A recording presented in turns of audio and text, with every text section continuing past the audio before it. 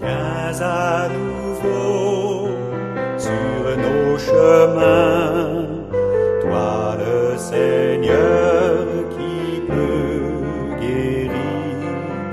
Dis-nous un mot, tends-nous la main, nos corps blessés vont refleurir. Quand le lépreux tombe à genoux, la grâce de Jésus notre Seigneur, l'amour de Dieu le Père et la communion de l'Esprit Saint soient toujours avec vous. Nous sommes arrivés au 23e dimanche du temps ordinaire, en ce dimanche du 9 septembre. Je voudrais d'abord souhaiter à tous les élèves et aux enseignants et même aux parents une bonne année scolaire, que ce soit pour chaque élève, chaque étudiant, une année de succès, de bénédiction, mais aussi de fidélité au Seigneur. Nous lisons toujours l'évangile selon saint Marc au chapitre 7e, où Jésus, quittant Tyr et Sidon, arrive dans une ville qu'on appelait les 10 villes, en plein pays des païens. Cette ville s'appelle Décapole. Et là, on lui amène donc un sourd qui avait aussi des difficultés à parler.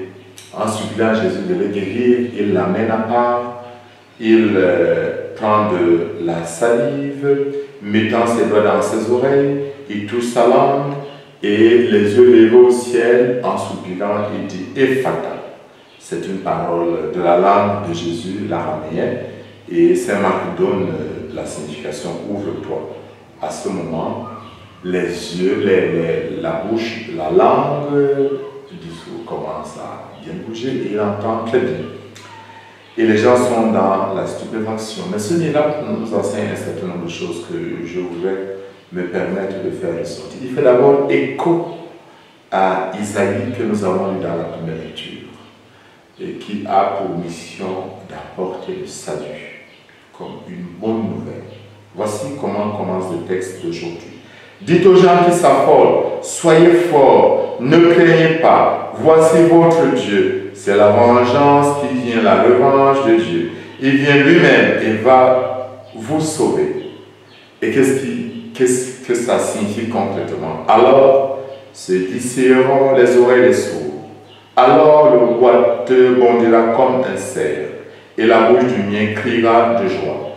Car l'eau jaillira dans le désert, les torrents dans le pays aride. La terre brûlante se changera en lac, la région de la soif se changera en eau jaillissante. On appelle ce livre le livre de la consolation. Dieu qui vient consoler son peuple.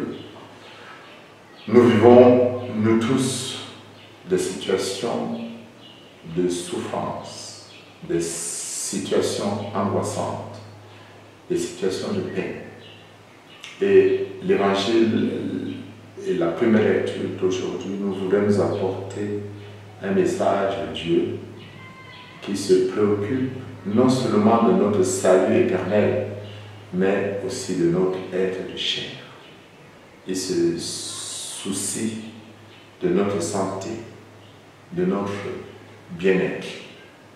Ce fut prophétisé au temps d'Isaïe, des siècles après, accompli en Jésus. Et cette manifestation puissante de Jésus continue à se réaliser aujourd'hui. Dans le détail, nous voyons Jésus, comme je l'ai dit, qui se retrouve dans la Décapole d'une païenne.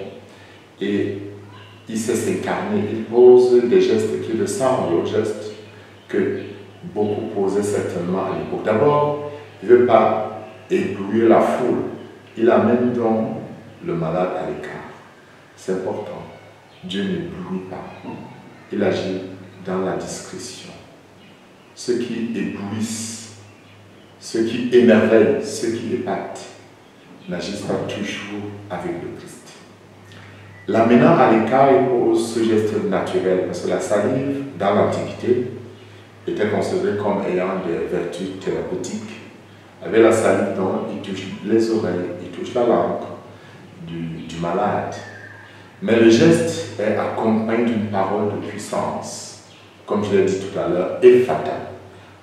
Et nous savons que dans le livre de la Genèse, Dieu dit et la lumière fut.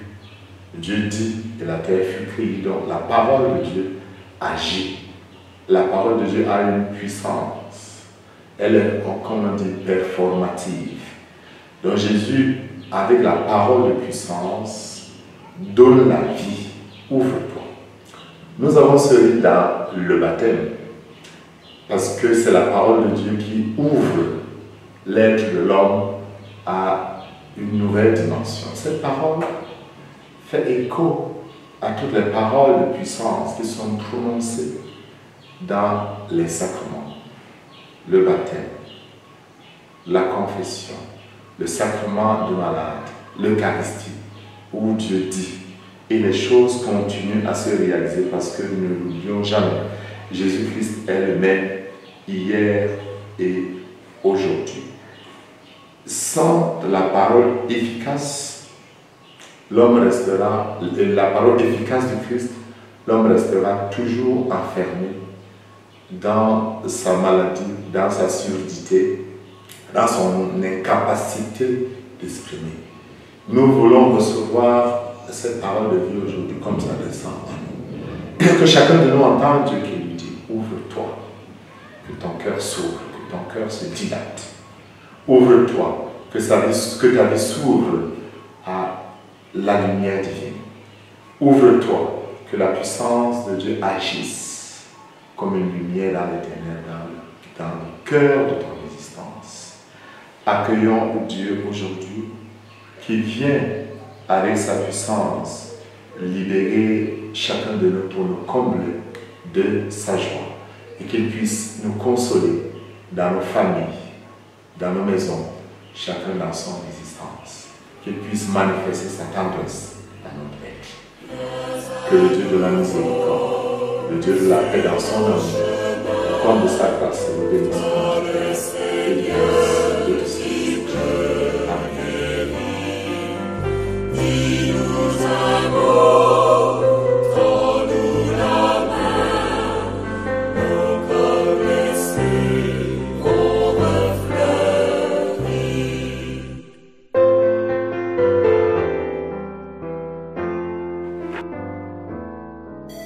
À Jéricho, Siloé, tu vois l'aveugle et tu l'appelles, lumière reçois et c'est lumière.